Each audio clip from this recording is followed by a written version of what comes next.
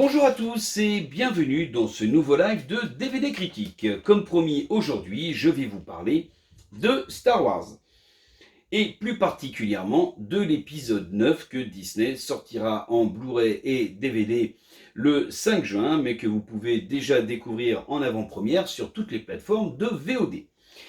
Alors, comme tout le monde le sait, Star Wars, c'est une saga qui a commencé en 1977 sous la direction de George Lucas.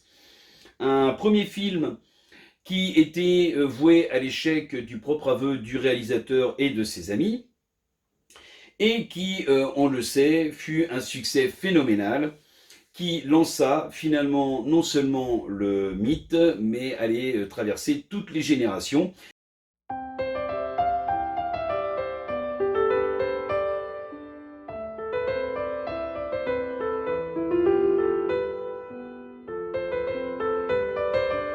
Alors cet épisode 9, en fait, il est une déception. Il est une déception notamment parce que J.J. Abrams, justement, va vouloir brosser les fans dans le sens du poil. Donc qu'est-ce qu'il va faire ? Il va parsemer son film de références à la première trilogie. Il va ramener un personnage forcément emblématique, mais finalement qui arrive comme un cheveu sur la soupe, qui est l'empereur Palpatine. Et puis, on va se retrouver avec un film certes dynamique, rythmé, visuellement et avec une esthétique redoutablement efficace, mais on va en sortir en se disant oui, bon, ok, j'ai vu un Star Wars, mais je n'ai pas été surpris. À la différence, par exemple, de Rogue One, réalisé par Gareth Edwards, qui se voulait être le premier film inspiré de l'univers Star Wars et qui se raccrochait à l'épisode 4. Le réalisateur ici avait fait preuve d'abord d'une esthétique et d'une originalité dans l'esthétique, d'une signature de mise en scène. On voyait simplement l'arrivée des premiers croiseurs interstellaires ou la première arrivée de Dark Vador, celle quand les plans vont partir vers la princesse Leia. Enfin, tout ça, tout était redoutablement efficace, original, on s'en prenait plein les yeux, plein les oreilles, et on avait un scénario intelligent.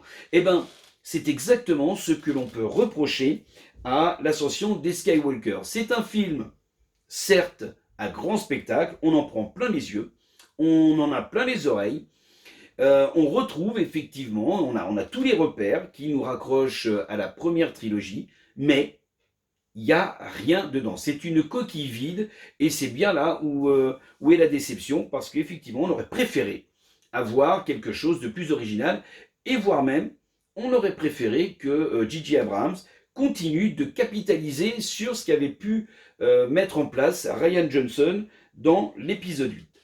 Malgré tout, les nouvelles générations qui n'ont pas connu encore moins la première trilogie et peut-être la trilogie 1, 2, 3 se retrouveront certainement dans cet épisode 9 qui reste tout de même un film redoutablement efficace, qui laisse très peu de temps mort, sur lequel il n'y a quasiment aucune longueur. On pourra lui trouver plein de petits défauts esthétiques, mais ça reste un film qui fera passer de grands moments aux personnes aux familles qui voudront le regarder, que ce soit en VOD actuellement dans cette période de confinement, ou qui souhaiteront effectivement le regarder une fois lorsqu'il sortira au mois de juin.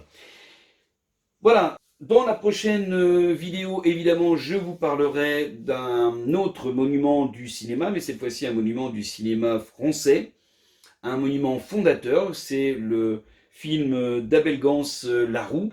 Je vous parlerai également d'un autre film, une nouveauté à sortir en VOD, DVD et Blu-ray. En attendant, si vous souhaitez vous replonger dans l'univers de George Lucas, je vous conseille cette biographie. C'est une biographie signée Brian J. Jones. C'est certainement la meilleure qui existe autour du réalisateur parce qu'elle n'hésite pas à parler de l'aspect financier de l'empire de George Lucas, et notamment à quel point l'argent a été le nerf de la guerre dans la construction du mythe de Star Wars, mais aussi du mythe Indiana Jones. Et puis, pour les fans, moi on m'avait offert ce livre qui est absolument magnifique, donc je vous le recommande. Pour les fans de Star Wars, il y a effectivement Star Wars Objet du mythe, par Patrice Giraud et Arnaud Grimbert. C'est un livre dans lequel vous allez retrouver tous les éléments qui ont participé à la création du mythe Star Wars, des éléments de décor, des dessins préparatoires ou des costumes de Luke Skywalker, des costumes de Dark Vador, les premiers essais des masques, les premiers schémas du masque de Dark Vador. Voilà. En gros, c'est un livre que je vous recommande franchement pour les fans qui ont envie de se plonger vraiment dans l'envers du décor. Voilà, d'ici là, je vous souhaite de prendre soin de vous. Surtout, n'hésitez pas à aimer notre vidéo. N'hésitez pas à vous abonner à notre chaîne YouTube. D'ici là, vous pouvez également aller sur le site dvdcritique.com. Vous y découvrirez nos critiques, nos tests matériels ainsi qu'un bon nombre de news. Et puis d'ici là, portez-vous bien et à très bientôt. Au revoir.